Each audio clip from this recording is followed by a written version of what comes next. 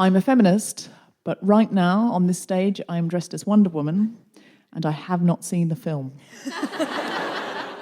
And neither have I, so I can't mock you for it. No, but you've got a breastfeeding baby. I've just got no excuse. I'm a feminist, but this week I think I found the perfect concealer. And once I thought that, there was a small click inside me, as if I became a little bit more whole as a person. It was NARS, by the way. I'm a feminist, but when I jumped out of a plane this weekend and the young woman at the counter said something that implied that she was the trainer I was going to be strapped to, I thought, no, I don't want to be with a size 8 woman if I'm jumping out of a plane. I want to be with one of those army men. I was with one of those army men, and then I felt guilty for thinking that. But I was glad. I mean, they were... Yeah, they're huge. I'm sorry, I don't care.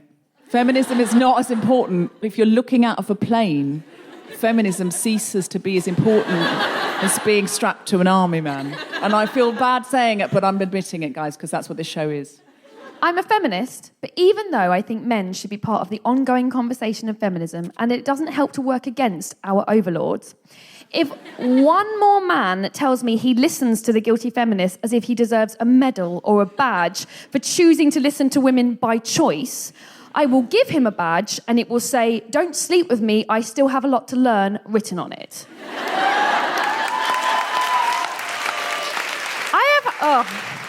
I recently co-hosted, and I'm so angry. I can't tell you the amount of men I barely know coming up to me and going, "Oh, hi, Cariad, I actually listened to the Guilty Feminist." Outrageous. And someone tried to hit on me with that line. Yeah. You talked a lot about having a newborn and a husband. They smell the ovaries, don't they? They can't help it. I'm a feminist, but when I jumped out of a plane this weekend, I was more relieved that they had a jumpsuit that fit me than I was that I survived the jump. Jumpsuits are tricky. They told me to get a loose one as well. They said, get a loose one off the rag. Oh, that's hard. And I was like, what the fuck? How is there? There's not going to be a loose one. There's barely going to be a fitting one. I'm a feminist, but the other day I did an improv gig and I was really tired. So instead of listening and reacting properly in the scene, I just made a joke about my tits and it went down really well. I'm a feminist, but when I watched the film of me jumping out of a plane, I was more worried about how I looked in the jumpsuit. It was purple and it had a harness pulling in areas I would never normally harness in. And I wanted certain angles cut out of the final footage, but the editor said that made the story difficult. What's the story? I get in a plane and jump out of a fucking plane. It's not Breaking Bad, Jesus. I replied, fuck the story, lose the back view. He did not.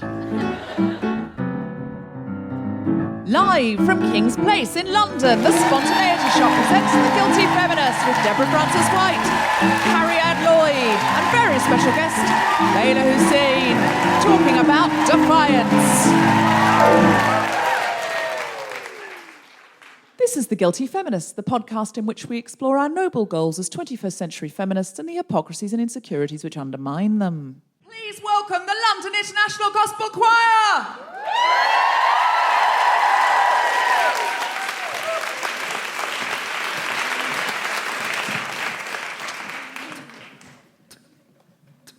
Listen, baby, ain't no mountain high, ain't no valley low, ain't no river wide enough, baby. If you need me, call me, no matter where you are, no matter how far. Don't worry, baby, just call my name, I'll be there in a hurry. You don't have to worry, don't you know that there ain't no mountain high enough, ain't no valley low enough, ain't no river wide enough to keep me from getting to you, babe. Remember the day I set you free? I told you you can always count on me, darling. And from that day on, I made a vow. I'll be there when you want me, some way, somehow. Oh, baby, ain't no mountain high enough,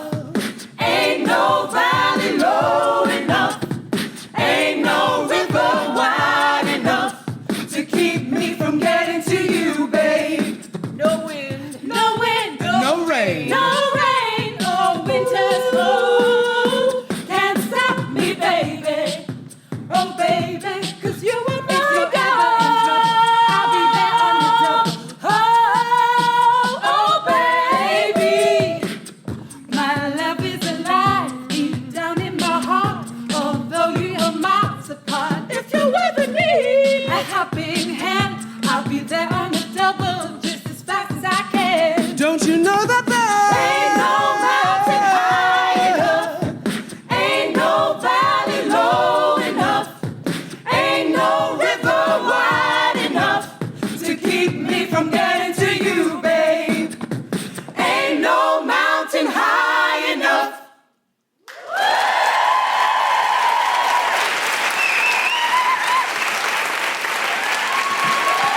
Give it up for the London International Gospel Choir!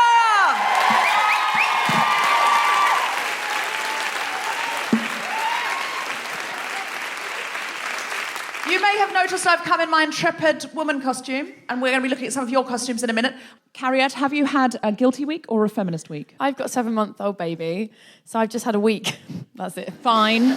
It's just a week full of guilt, pain, tiredness, joy, tiredness, pain. Oh, she's smiling. She's not sleeping. I hear this. My friend said that you have to have those moments of just unequivocal joy that you've never experienced in your life. Otherwise, you would leave the baby at a bus stop. Yeah, you just go. That's what they're for. Yeah. It's like a chemical rush to get you not to abandon the baby in a ditch. Definitely. So she said to me, They these were weren't her cute. words. You'd just be like, no. Yeah, she said, motherhood's a con. Yeah, definitely. Don't do it. She said, the rushes of joy you get are invasion of the body snatchers, and it's just a chemical lie to get you not to abandon the child. Yeah, definitely. In a That's sandpit. why they look, that's why their faces are all cute, and so that you think, oh, I probably shouldn't leave you. But everything in your body is like, well, why? I Why know, shouldn't I? but here's Look at the you. thing. You're crying, you're shouting, you were sick. She was sick on me. I got put a new top on, she was sick on it. If your friend did that, you'd have words. Top. Yeah, you'd leave them in the pub. I was like, oh, yeah, she's proper like at that, like, it is like having a drunk around there. Just having a drunk friend. So we're talking about Defiance. Defiance. Are you feeling defiant? When you said it's Defiance, and I said to my husband, oh, can you think about like things when I was defiant? He just laughed and was like, when were you not defiant? So I am a very defiant person. It's difficult being that defiant. Sometimes to my own detriment, I think. Are you defiant? In some circumstances, I'm extremely defiant. Yeah, it depends, and in others, doesn't it? I'm extremely compliant. Yeah. I oscillate between the two. I find a happy medium difficult. Yes. I found I've got more compliant as I've got older. I was unbelievable when I was Well, younger. we're all more punk when we're 19. Yeah, You know, that's and then you true. start... caring a lot more. I know. So I have come dressed as Wonder Woman. I don't know if anyone's noticed. Wonder Woman. What have you come dressed as, Well, Cariad? I didn't have a lot of time to prepare for today. I have come dressed as my great aunt Kitty, who was the first woman in Bridgend to wear trousers. I am so impressed by that. Yeah, Kitty Lloyd. And she was Kitty Lloyd, that's her real name, Kitty yeah, Lloyd. Kitty Lloyd. She's not with us anymore, Kitty. But yeah, apparently that's all they ever told me about her. They were like, she was the first woman to wear trousers. She was a bit of a firebrand. Bit of a live wire, your Aunt Kitty, which is what people Was say. it in that era of the man who walked up a hill and came down a mountain when Welsh people were really just saying here and no further? Aren't they still doing that? I once said to a Welsh lady, I was like, oh, I'm called Cariad. Cariad is Welsh for love, that's what it means. And to this very old Welsh lady, I said, oh, I'm called Cariad. She said, oh, Cariad, oh, lovely. And there was an English person there, and I said, oh, it means Welsh for love. She said, no, there's no English word for it. And I was like, well, apart from love, she was like, no. You don't understand what it means. There's no translation for Cariad. Yeah. Wow. Yeah, So it's a special sort of love. It means it's like you say it to like children or like boyfriend. And if you say like Nostar Cariad, it means like night night, my beloved, my love, my darling. So we do have words. We do have words for it in English. But it's yeah. a very specific nuance. I understand what she means. That's lovely. It means that's a lot, what like your a lot name of is. like my heart almost, basically. Yeah, it's nice, isn't it? That is joyful. Do you speak any Welsh? No. Just that word. Just guess right. Cariad. Do you know about the Welsh not? No. They tried to ban the Welsh language from schools, and what they would do is if they heard children speaking Welsh, they'd put a rope around your neck with a knot on, and your job was to, at the end of the day, get rid of this knot. So I'd be like, oh, Miss, I heard Deborah speaking Welsh. So you'd get passed around all the kids. End of the day, whoever had it left on them got beaten. Yeah, that's how they got rid of the Welsh language in a lot of the schools. That is the worst story I know. I've ever heard. So And that's in why- that environment, Kitty Lloyd wore trousers. Go, Kitty Lloyd. She was a cool lady. That's weird. Do you know what's weird? Is my great aunt was Wonder Woman. First of all, I think we should probably see some costumes. We've got prizes. There are some T-shirts that we haven't had printed yet because we're getting new ones. But we'll take your name and address and send you the size you want. And also, there's 2 free tickets to an upcoming show of your choice. So could you stand up if you've dressed up and you want to I can already be seen? spy in perfect viewing position 2 suffragettes over there. Oh, there's a couple of Some suffragettes. suffragettes Lovely. over there. Look at this. Oh, wonderful. Frida So- Kahlo. Is that Frida Kahlo? Oh. Is it? Come on, stand up. There's 4 people there that say winner, and I feel like they've given themselves the prize. Why have you got baguettes with you? Oh, you're Yes, they're breadwinners! breadwinners, Oh. Nice. Yes. Yes.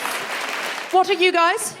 Amelia Earhart, Linda Miller from Crossrail. Linda Miller from Crossrail. Linda Miller is the construction manager for the Connaught Tunnel at Crossrail. She was formerly a helicopter pilot in the US. Wow. And she was the engineer for NASA. Wow. Linda Miller, everybody. What are you guys? Frida Kahlo, suffragette. Rosa Luxemburg. Rosa Luxemburg. Don't say trying to be. That's not what Rosa Luxemburg would have said, is it? Trying to be. Who is Rosa Luxemburg? She was a Marxist feminist philosopher in the 19th century. She was a Marxist feminist philosopher. I'm loving her. I can't help noticing, is this Cleopatra? Loving it. I'm amazing, loving it. amazing. Strong contender. Okay, you guys now making us feel nervous. Oh, unless you're are you Pussy Riot? Yeah, the Pussy Riot! Come on. I feel like it's a game show. I want to guess. Lady with a cigarette? Patsy! Patsy is intrepid in her own way, isn't she? See, and the We Can Do It lady as well. Pink hair. Gwen Stefani Pankhurst. Gwen Stefani Pankhurst. As long as you're not taking a piss, sir. If you've come in here infiltrating to mock fabulous women, Yeah. this is the wrong room, we will turn on you. If we turned on you, we could kill you, you know that. Lots of us are dressed as intrepid women, and tonight, because I was dressed as Wonder Woman, I was crossing a road to get here and I was late, and I just saw a car coming and I just put my hand out. And I swear I was dressed as Wonder Woman, I just went, and then they just stopped. That's the power of clothes. The power of confidence. Power of This is why costumes can be good. Up here? Uma Thurman's character Uma from Pulp Thurman's- Fiction. Oh, Uma That's Thurman, good. Pulp Fiction, very good. Audrey Hepburn. Hepburn, Oh, I love perfect. it. I love that you two have come as sort of glamorous. I wish I'd thought of that now, because I'm in a leotard. You are glamorous. There's too I know, many I know. Debs. I feel like I may have stretched This is this. hardcore. And why have you got a monkey? Jane Goodall. Yeah. Oh, Jane Goodall. Oh. What's your character? I am a ninja warrior, but I have a feminist backstory, I promise. You're a ninja warrior with a feminist backstory. I was watching a YouTube channel a while ago called Feminist Frequency, which is really amazing if you haven't looked at it before, but it basically critiques video games. And I saw that apparently Assassin's Creed had only just introduced their first female. Assassin's Creed have only just introduced their first female character. Are you that character? You are that character. Women can kill people too. Women can kill people Women too can and kill get people paid too. equally for the joy. Probably 78 pence on a probably. pound to kill, Yeah, isn't it? yeah, to be fair. Can I just say, though, as a ninja, you probably shouldn't declare yourself. Because that's the first rule of ninja is... But she's in Yeah. a good position for ninjaing. Like, she's going to She's in a cartwheel down there. top ninja position. Anybody else shout out? Have you got anyone that you want us to see? Don't call me girl, girl. Don't call me girl, girl. Did you invent that, or is that a real thing? You invented it. Your don't call me girl, girl. I love you. Very imaginative. What's yours? We volunteers. So we all have full-time positions, but we also volunteer for a children's charity as well. Oh. You That's make just your life. You're just being great women in your own life. Amazing. You make me feel... Never had to go to a costume place to do this. Yeah, It's awkward. I'll- I put on some red lipstick. I To be mean, perfectly honest with you, I'm not as good as you, and that's apparent now. But so now I feel bad that I'm the one on stage in a leotard. You are all amazing. I feel like someone else needs to judge because I don't want to be the judge. we'll conflab in the interval. Okay, we'll have a chat in the interval. But you're all wonderful. Big round of applause for everyone dressed up.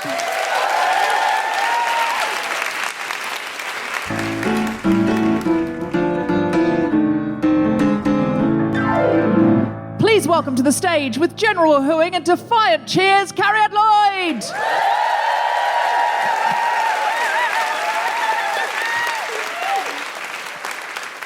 Hello. I am by nature a very defiant person. As I said, I don't mean to be. It's not a choice. Just like Paul Hollywood didn't choose to be a money-hungry manatee. It's just who he is. That's not body shaming. That's just who he is. That's just who he is. I am defiant. It's who I am. I thought today, when was the first time I was defiant? And I was about 7.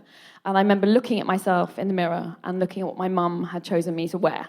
And it finally dawned on me that what she was working, the style she was trying to get me in, was a kind of Boycie and Marlene style. You know, like I looked like I belonged to them from Only Fools and Horses. Like I had a CNA pale pink skirt and matching cardigan and pale pink shoes. And she used to make me pose holding an empty champagne glass. Yeah, as if like I was like cheersing the Rotary Club, you know.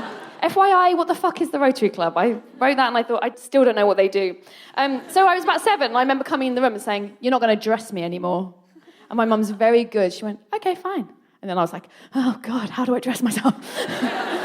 Sure, Cariad. My defiance has been labelled as many things throughout my life. I've been labelled as awkward, difficult, bossy, aggressive. I was classed as having a bad attitude. Slightly true, but it was also defiant. A diva, throwing a strop. When I was 10, a boy threw a wet towel in my face because I wouldn't shut up when he asked me to shut up. And he said, "I told you to shut up." And I said, "I know." And I carried on talking, but of course inside I was like, why don't men like it when I talk?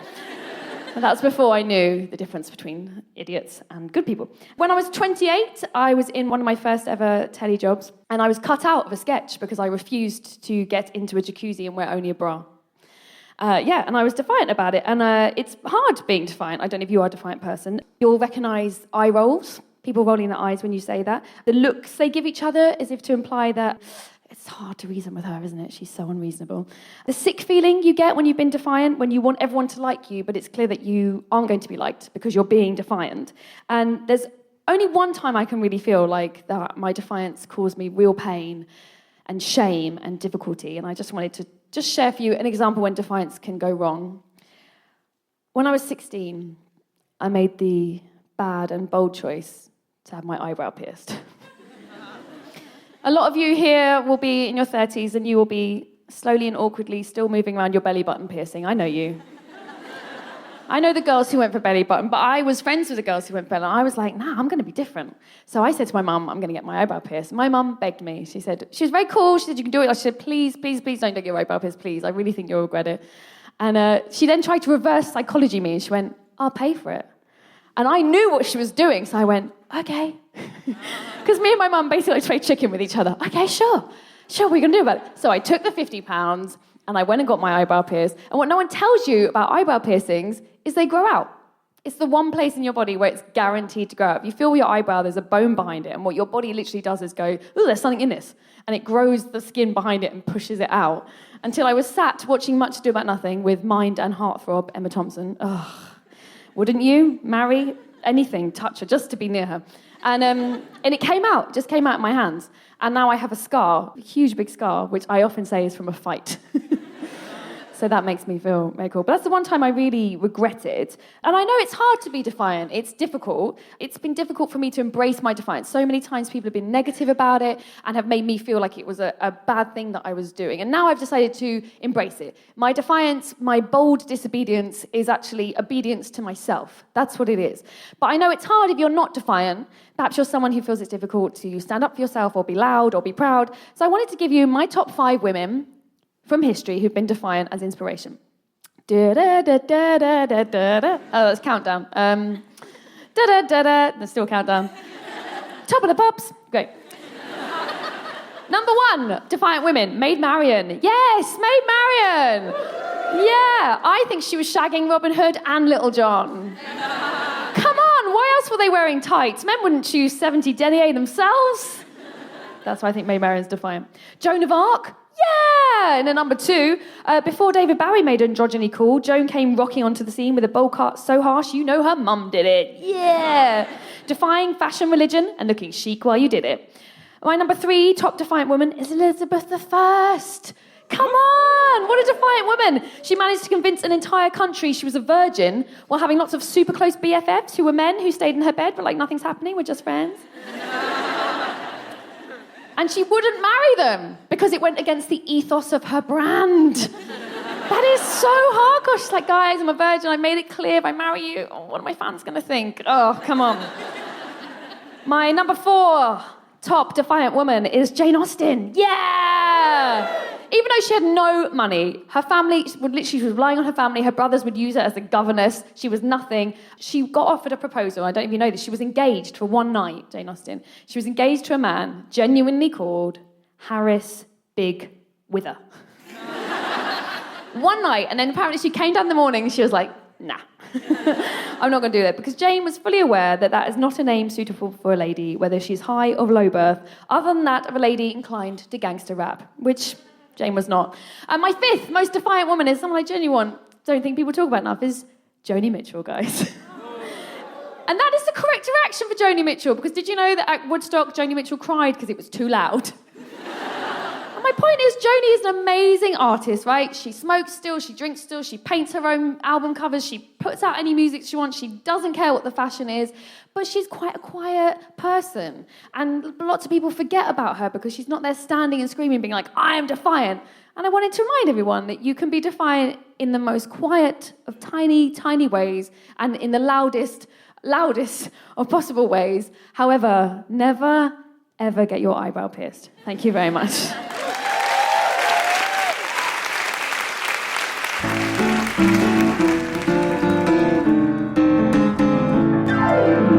So I did do a challenge, but before I talk about my challenge, I'm going to bring on our fantastic guest. Our guest tonight has made previous appearances on both The Guilty Feminist and Global Pillage. She's a campaigner, psychotherapist, founder of the Dahlia Project, and all-round force of nature. Please welcome Leyla Hussein!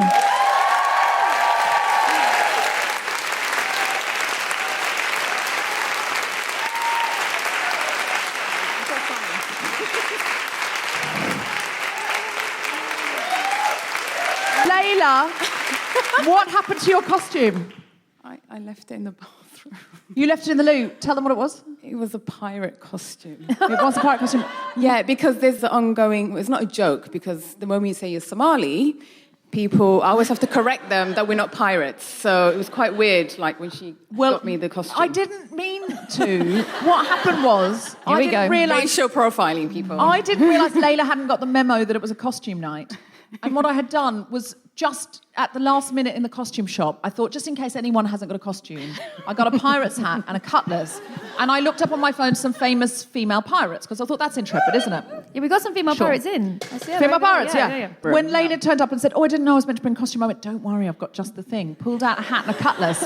And I saw in her eyes, this is a dig at me being Somali, isn't it? And I was like, no, it's not, because you're a Somalian pirate.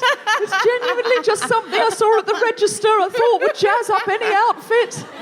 She was very British about her response. I know, I did. I felt really bad. But then when she came up, I was disappointed she wasn't dressed as a Somalian I know, I pirate. actually took it off and left it. You left it in the loo. So somewhere in the loo somewhere here. in the loo. Find your pirate, guys. There's a cutlass in a loo. Somewhere. And, there's a sword in a loo. If anyone finds if you it, it's hear not that a security announcement, risk. though, in King's Place, please leave the building. If they go, there's a sword in the toilet, please leave. Just don't question it, leave. Do not leave. It's honestly, it's very safe. It's not looking good when you say it as a black woman. There's a sword somewhere. So you are extremely intrepid. You are an anti-FGM activist, which is very, very intrepid work. I'm glad you got that right this time. I did, because last time I said you were an FGM activist. And you went, anti. Go She just went, FGM! Anti. No, you're not the only one. A lot of people say, Leyla Hussein, the FGM activist. And I'm like, not really. I'm actually against it. Anti is implied, though. It's implied. Yeah. I like to call myself a social activist now, because I guess when you're involved in such campaign, it really is about, protecting human and protecting children. So, yeah, I'm in that same boat of wanting to try to stop Trump. Because I'm dealing with Trump at the moment. I can't deal with those crazy people who want to practice FGM. I think there's something else that I think the whole world is dealing with. So it's just part of that work at the moment. Yeah. There's a lot to be done right now. Yeah, it's too much work. It's too much work. Too tired. I sound like my teenager now when I said that. I'm so tired. I think we need to take it one issue at a time. Everyone take an issue. My challenge this week was to... I met up with a radical feminist who, at the moment, is still kind of under the radar in terms of sort of public things. But she's Is she a ninja? She's a little bit of a ninja, yeah. She's doing some amazing stuff. She actually asked to meet me and said, let's talk. And she wants to do some stuff. And so we sat down and started our plan, and we decided just to pick an issue, and something she feels very strongly about is refuges, because she had a violent partner and she had to go to a refuge, and she knows what the conditions are like. And there are certain things about refuges that we want to change. One is there's usually no Wi-Fi. So you're not connected there. And often women obviously don't have credit on their phone, or, she said there's often no heating, the mattresses are terrible, the conditions are bad. And because you've just come out of something very traumatic, what you want is an environment that feels safe. And she said you have traumatic dreams and the mattress is uncomfortable, flashbacks, all those sorts of things. And also you can't vote if you're in a refuge. What? You can technically, if it's something, you have to contact the CIA. I mean, it's literally that. It's not obviously the CIA. It must be the MI5. MI5. It's the CIA will not help CIA you. get everywhere. They are so on it. Because you have to have a registered address in order to vote, isn't it? That's why. You have to have a registered address, and a refuge is not a registered address. And you can't register your old address usually because you're in a refuge because there's abuse. So you can't let your partner know where you are. The complications that you have to go through to vote if you're in a refuge are overwhelming to most people who are in a refuge. And you want it to be easy. You're not going to be like, oh, sure, I'm going to fill out all these kinds of forms as I'm leaving my abusive husband. Yeah. Exactly. You can't, or partner of any sort. These are the things that she told me that we're going to try and fix. There are 32 refuges that have been closed, and we want them to be reopened. Some of them were specialists for BME, mental health refuges. Sex workers usually get turned away. So we need those refuges to be back and to Even be women opened. who are young girls who are escaping FGM are not allowed in these refuges because FGM is considered a one-time incident. What? Yep. A one-time... Who's defining that? As in the government are saying it's a one-time incident? No, when you call some of the refuges, some of them don't even know. When I say FGM, they assume I'm like a radio show or something. That's not the case. By the way, you are allowed to laugh when I talk about this. And... couple of times. So the question was, is this an incident that happens more often? I'm like, no. Well, the whole point is to make sure this incident doesn't happen. Actually, in Europe, they don't actually have safe houses for girls who are trying to escape FGM. But I traveled to Kenya quite a lot. And actually what saved a lot of girls back in Africa and other parts of Asia, they have these safe houses where they can actually escape from this practice. So in this country, we already have a problem with refugees, like having certain refugees in general, and they're being closed down. But imagine a young girl who wants to escape from this, and she's told, oh, is this a one-time incident? So we can't even, because there's somebody who's been beaten on a daily basis. And actually, it's a very tricky, you would think it should be open, but that is unfortunately the case at the moment. Yeah. Oh, I just depressed the whole room. No. I was like, oh, God, with your Wonder Woman costume. But the reason, like you said, those refugees don't know is because it's a closed conversation. And obviously it isn't in those countries you're talking about. Is obviously, it seems like maybe they're more aware. That's why those safe houses are there and people know what FGM means and stands for. And so the more you talk about it, as depressing as it is, it means more people who work in refugees who listen to will know what it is. It's only a good thing to keep talking about it. Yeah, I mean, awareness is absolutely key. And in this country, even though the UK government recognises FGM as a safeguarding issue, however, it's not part of the child protection training. It's not compulsory. The local authority needs to recognise it. So I don't know how this works, but local authority needs to walk around and think, oh, is there an opportunity where FGM can happen around here? That's still where we are till today. Hence why I tried to chase Theresa May when she was the Home Secretary with a vagina costume to make that point. Did you get her? Did you get near her? Well, I got stopped by Channel 4 lawyers. Oh, Channel 4 lawyers. So we were filming for a Channel 4 documentary called The Cruel Cut. I was presenting this. And, great idea. Because those who know me know I'm walking around with vulva cupcakes in the middle of the streets. And I like to get to the point of the problem, which is the vagina and the vulva. Like, that's why this is happening. So I thought, you know what, she can't ignore us if we've got a massive 6-foot vagina costume. But and you know what underestimated what Theresa May can ignore, so which is the whole country voting for her not to be Prime Minister. Yeah, so I was like, take this seriously. This is a child protection issue. But actually, I can happily take credit that she was so scared to come and face me, she went from the back door. So I take great credit for that, actually. Wow. Yeah. Theresa May must spend her life being like, with people going, Theresa, don't go out that way. Like, everybody, but Theresa, you know what? don't go that way. True story, but she did actually meet me, but she didn't know that was me. Because those that know me, again, know I wear different hair colours. I'm in blonde and purple and pink, and then one day she spotted me. We were having lunch at the Duchess of Cornwall's house. Ooh, clang. Yeah. Yeah, it was really shitty, like, finger food. Like, don't do that with black people. It's not good. Like, don't feed us that stuff.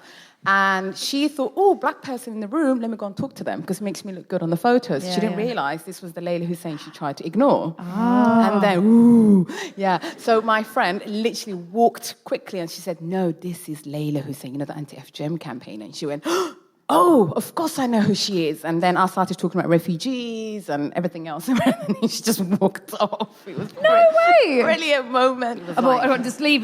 she was like, wait a minute, last time I saw you, you had a head wrap on. Now you got purple hair. You know, it's like, hey, don't keep up with black women's hair, man. You're going to be wasting your time. She literally just walked away as if she hadn't met you. She literally... Yeah, Right, 'cause we she should didn't have know it was known me. she was going to ignore everything that happened in the election. She was showing us beforehand that she was just like, la, la, la, I didn't see Well, this. this whole election, I realised I shouldn't have taken it personally. That's something Yeah, that she yeah. does. That's just who she is. She just ignores people. She just forgets.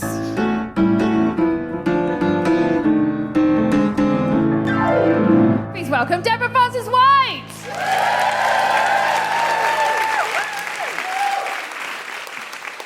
So I wonder why we're not more defiant, really. I mean, there's enough people in America now who understand who Donald Trump is. He's been trolling North Korea again. He says on Twitter, oh, we're not going to tolerate the time for North Korea's bad attitude is over, and we are going to watch him start a global thermonuclear war with a hashtag before we as a group, like it would, take 10 people to take the phone, just lock him in the room and say, you're not president anymore, and until you calm down, you can't come out. When you've calmed down, Donald, we'll take you back to Trump Towers in New York and you can have your old life back. It's what you want. It's what we all want, okay? Like, none of you seem that roused about it, but I think we should stop as humans. I don't mean as Americans or people in Washington or people in the Republican Party. I mean as human beings. He is going to destroy us all and we're just going to go, protocol, isn't it, though? He won. Like, but what do you mean he won? It's not a real thing. None of this is real. This is all just, we all decided on it a long time ago that you'd vote and then someone would win. But surely defiance in this case has got to come first. I'm almost wondering if we're sort of, okay, so we're called Great Britain. Are we using the great anymore? We haven't been great for a long time. And even then, it was very un-British to call ourselves great. It's not what we do. We don't go around saying we're great. We leave that to people like Donald Trump. What we say is, yeah, we're fine. We're all right. Why were we not called All Right Britain in the first place? Just a bit okay? Yeah, not bad. Not bad Britain. We'd all be happy with that. Not bad Britain. I mean, due to Brexit, we'll probably lose Scotland and Northern Ireland, and then it'll just be embarrassing to call ourselves Great Britain. We're not using the great. I'm going to suggest we send over the great of Great Britain. Give Donald what he wants. Call America Great America and tell him he did it in record time. He didn't need 8 years. He did it in under 12 months. A president's never done that before. A president's never been that good. He would go. Why don't we do something defiant? Why are we not down here? I mean, look what's happening here. Theresa May has just paid £1 billion to the DUP when she very specifically said we had no magic money tree to pay nurses. £1 billion, though. No, £1 billion. How much tax would between 400 people, how much tax would that be? 400 into £1 billion. Who's good at maths? I don't want the stereotype that women aren't good at maths, and there's most of us here are women. If no one can do it, I'm going to be really upset. Because it'll play right into the stereotype. That's what they want us to think. They want us to think we're not good at maths. Oh, they're right. How much? 25,000. 25,000 times 400 is £1 billion. Is that right? Feels like that's not enough. That can't be enough. Is that all? 250,000. That sounds more like it. Is that right? Are you doing it on she's doing it on a calculator. She's ineptly doing it on a calculator. Come on, there must be a mathematician in the house. 250 million each to be $1 billion. Everyone in this room. Sorry? You're saying 25? Oh, for fuck's sake! So it's either we'd have to pay £25,000 tax pounds each, 250. What was that? What was that? Is it an American billion or is it? It's a British billion because it's in Britain. It's a great British billion. How much? 25 million. Okay, so we've got 400 people in this room. That means we would all have to pay £25 million in tax in order to make up that DUP money. We've just given that to the DUP. We've watched that happen. We've just sat back. This audience, I mean, me too. I don't feel it was just you. I did fuck all about it. Why aren't we more defiant? Why don't we go down to number 10 and say, no, stop, we're not leaving this spot, all of us. Why don't millions of us go down and say, until she's out? You didn't, because you're not still there, you're here. You've come to a comedy show dressed as a superhero. That's not the same. I'm not saying nobody's ever marched. We've all marched. But I'm just saying, why don't we go the extra mile? We've got to get more defiant. Like, we've got to. Like now, us. We've got to get more defiant. Seriously. So this is our mission as Guilty Feminists here in the audience and at home. We've got to get more defiant, and that means we've got to get more organised. We've got to get organised, we've got to get defiant, and we've got to start putting the brakes on. We can't just say, there are some people and we voted them in, and I guess they're going to do what they're going to do, because what they're doing is driving us off a cliff. And probably nothing Theresa May does will really matter, because Donald Trump will blow us up. But still, it's not the point. Let's get defiant. Thank you very much.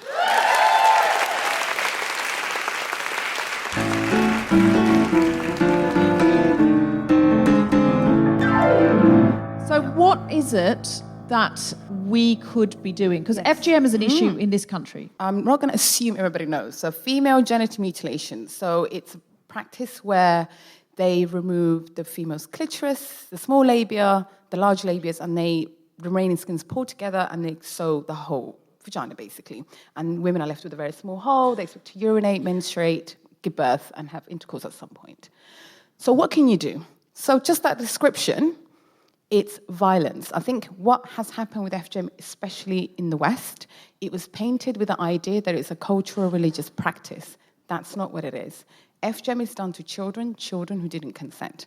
I'm a survivor of this practice. I was 7 years old when it happened to me. I didn't consent to it.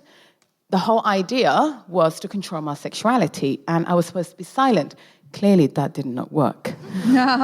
Actually, this pissed off a lot of people a few weeks ago. I mentioned how FGM didn't work, and when I see images of Idris Elba, things are still working. Yeah, so fuck you to the person who tried to mutilate me. It didn't work. So the idea is that it's to control women's sexuality. And controlling women's sexuality is a global issue. It's not a little thing that happens on one part of the world. So what we need to change, all of us in this room needs to do, is to actually recognize it as that. It's not far away from you. It's actually the person sitting next to you might be going through exactly the same thing. Is to recognize it as a form of child abuse is actually one of the worst forms of sexual assault. Because you walk into a room, just picture a child that was pinned down on a table, their legs were spread apart. You touch their genital, that's a sexual assault already. So when you cut their genitals, it's a form of sexual assault, and we need to call it that. So I would urge you all to, speak to your MPs. We need to change policies. For me, we can't change anything if we have policies that discriminate against us as human beings, especially as women and children. I think that's always been the problem for me around this. So I think everybody plays a role. I have friends who are comedians who use their platforms. I have friends who are musicians. If you're a lawyer, I don't care if you're a mum at home. God, that's a hard job. I'm a mum. When I'm at work, it's like the best break ever. So if you're a mum, this is your opportunity. Everybody plays a role, but it's actually our government needs to recognize this as a form of child abuse, and this must be on every single child protection training, because how are you going to find out? Because you look at me, you can't see what happened to me. But if you were trained, you might ask me the right questions.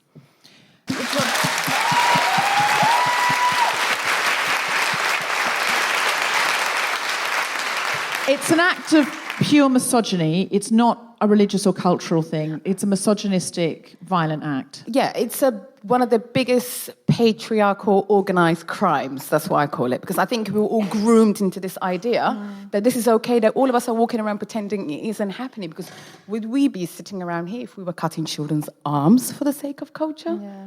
Do you see what I mean? But the idea of tampering with women's sexual organs has become the norm in the world that we live in. And I think that's what this is about. Controlling women, it's a big issue. So it's a misogynistic practice because it happened to me. on the basis that I was born a female, and that's it. So your charity, can you tell us about that? So I've set it up, the Dahlia Project, under the Manor Gardens charity. I don't like looking after charities. I'm just that lazy. I don't like looking after money. I like to get paid afterwards. So I've set it up. So I'm a counsellor by background. One of the things that saved me, actually, was having a safe space where I can go and talk about this. You know, dealing with the physical aspect is one thing, but the psychological impact, it stays with you for the rest of your life. So I didn't want to fix this. I wanted a place where the women can actually learn how to live with FGM. So the Dahlia Project, which I've set it up in 2013, is actually the first ever counselling service for FGM survivors globally. It's the first one. And we've been going for the last...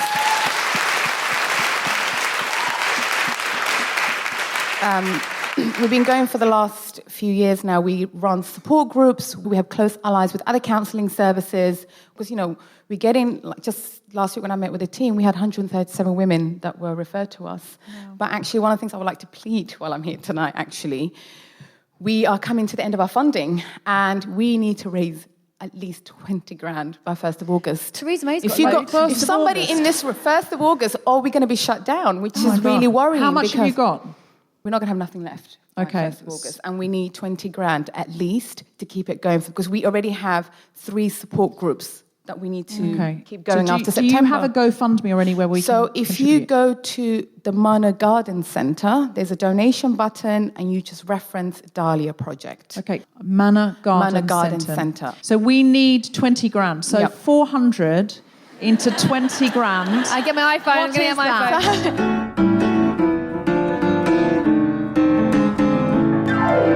Okay, have we got a question from the audience? Do you have 20 grand? I hope that's the question. There's a question over here. Sign me a 20 grand check.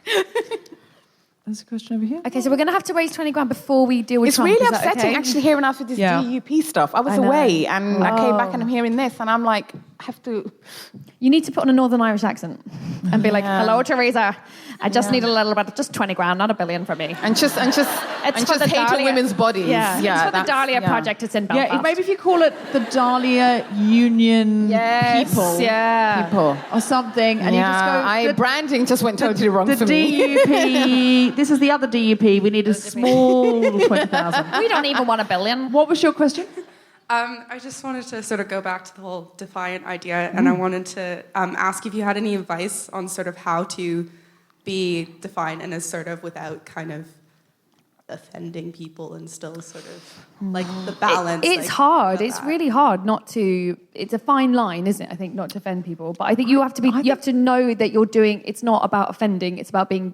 And I hate saying this, but by being true to yourself. It's owning it. I think that's, and not apologise, because I think women, we're always expected to apologise for our position. It's funny that the theme has been defiant, because there's a project called Face of Defiance, which is portraits of survivors of female genital mutilation and other forms of violence. And if you read those stories of those women, it's constant battles, but they come out on the other side. But it was about owning that position and not apologising for it. We've done other shows about apologising and power and motions and things, where we've talked about how to do it in a way that seems powerful but inclusive and doesn't alienate. But I think the definition of defiance means you don't mind offending, that you're going to stand your ground and say this far and no farther. There are certainly ways to do it. If you want to do it without offending anyone, you say, you know, I know you, Theresa May, as a bright person who finds women's issues important, you will want to help the Dahlia Foundation. And, you know, basically we cut her off at the pass. Next time we're all at the Duchess of Cornwall's house. I'm going to have to say we're going to fucking flip that go table of shit finger food, and we're going to be like, give us your fucking money. No, that's... I'm going to kick it off.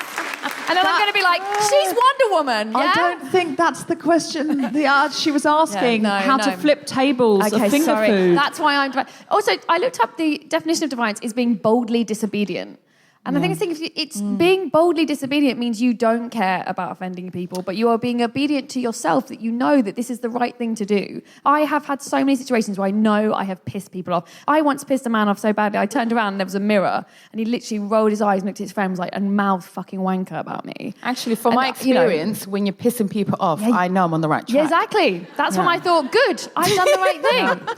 You can't stop FGM without pissing people off, because there are some people who want it and there are some people who just want you to be silent about it. Well, I was just telling one of my friends who's in the audience, I said, I did this talk a couple of weeks ago. It was like a big stage, and I got all these vicious messages.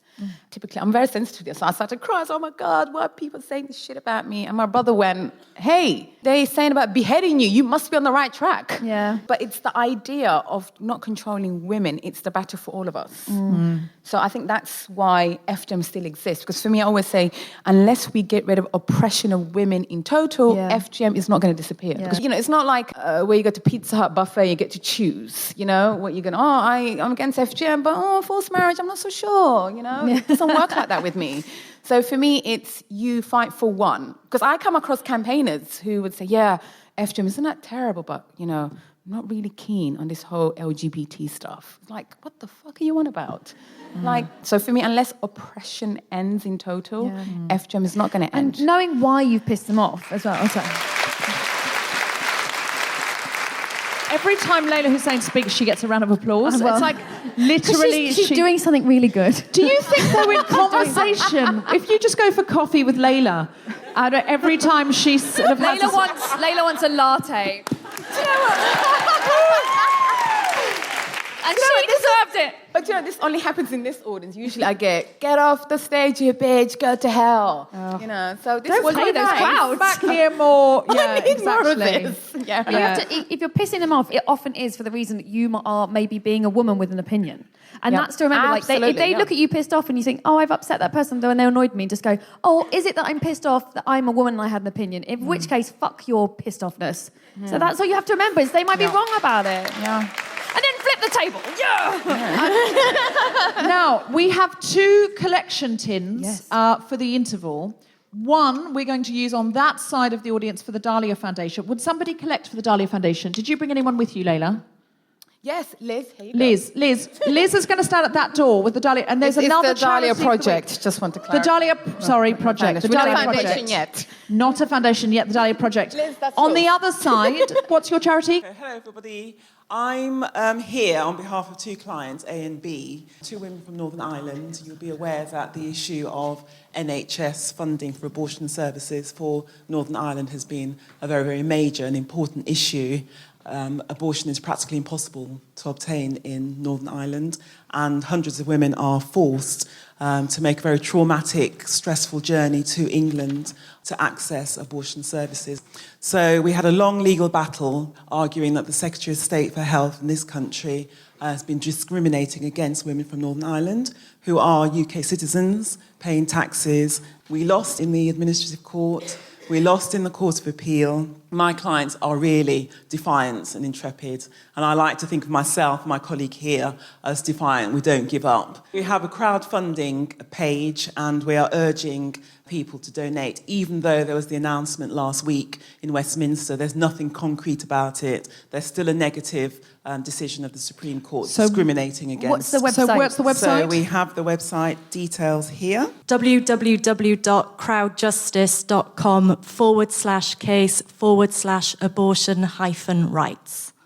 Great. Okay, so there'll be a collection tin on that side. Which side are you going to go on, guys? So that side is anti-FGM, and that side It's will abortion be for Northern abortion. Ireland. Fun times, people. If Fun you times. would like to give to both, then we would be delighted. And if you don't have anything to give, and that's absolutely fine. There's no pressure to. If you've got 20p, go to the bar, get in 2 10p's, and then do either side. But Otherwise, yeah, you're going if to you have to have pass got- both those women and be like, If you've got sorry. even a quid, then that's Yeah. great. If you're well off and you can put in 10 or 20, then that would be amazing. Cariad, quickly, have you got anything to plug? Yes, you can listen to my podcast about death. It's cheerier than it sounds. It's called Griefcast. You can find it on Acast or iTunes, and follow us on Twitter at The Griefcast. We've been talking to people like Adam Buxton and Sarah Pascoe, and Amy Hoggart's coming up, and lots of people I can't remember, David Baddiel, and it's just chats about death in a fun way. Great. And you're plugging the Dahlia project, please. And even if you can't give any money today, please share it on your social media. Just like I said, there are ways of doing this. Follow The Guilty Feminist on Twitter at GuiltFemPod. Check out our Instagram, instagram.com/The Guilty Feminist. Like our Facebook page, sign up to our mailing list to get notified as soon as a new episode is released. And please go to iTunes and rate, review, and subscribe. It helps other people to find the podcast. And please welcome back to the stage the London International Gospel Choir.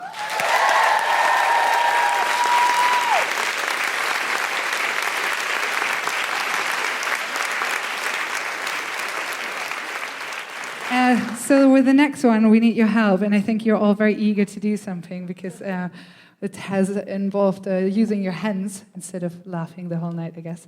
Okay, can we?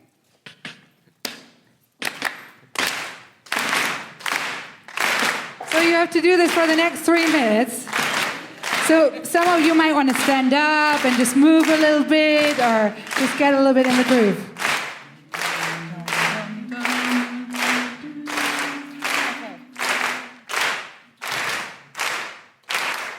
One, two, 1, 2, 3. Oh, ooh. You're doing great. You keep saying you've got something for me, something you call love but confess. You've been messing where you shouldn't be messing. Now someone else is getting all your best. But deep still reaching for walking, and that's just what they do. One of these days these boots are gonna walk all over you.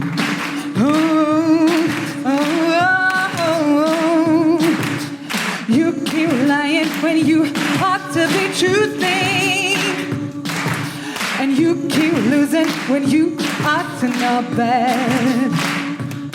You keep swimming when you ought to be changing.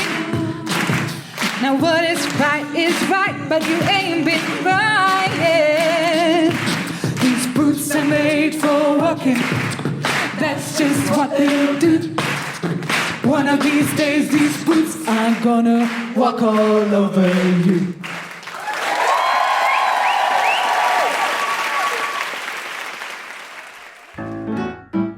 You have been listening to The Guilty Feminist with me, Deborah Frances-White, guest co-host Cariad Lloyd, and our very special guest, Leyla Hussein. The recording engineer was Chris Sharp. Music was by Mark Hodge and the London International Gospel Choir. The producer was Tom Solitsky for The Spontaneity Shop. Thanks to Zoe, Sally, and everyone at King's Place, as well as all of you for listening. For more information about this and other episodes, visit guiltyfeminist.com. So I did do a challenge, but before I talk about my challenge, I'm going to bring on our fantastic guest because the producer, who's a man, has told me we're running out of time. Where is this introduction, Tom? Where it says intro. Different. Thank you. Thank you. It took 400 women and 27 calculators to put 400... into a billion. Did you know that straight away, Tom? Were you sitting there like, don't mansplain into it, but it's 250 million? Oh, and he's just corrected you. It's 2.5 million, everybody. Have you just corrected? Is it 2.5 million? Is it really?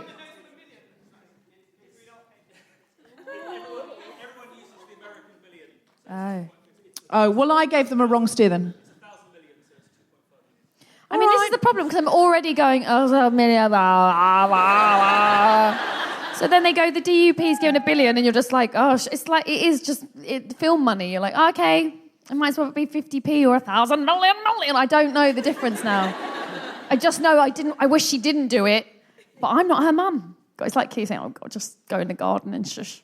That's how I feel. It's just, shh, take your DUP outside, please. I don't know how Wonder Woman fights crime in these armbands, because I think they're making it harder to do anything. She's got to just power through. I see why. The man's back. Quick. Okay. The overlords are here. Yeah, right.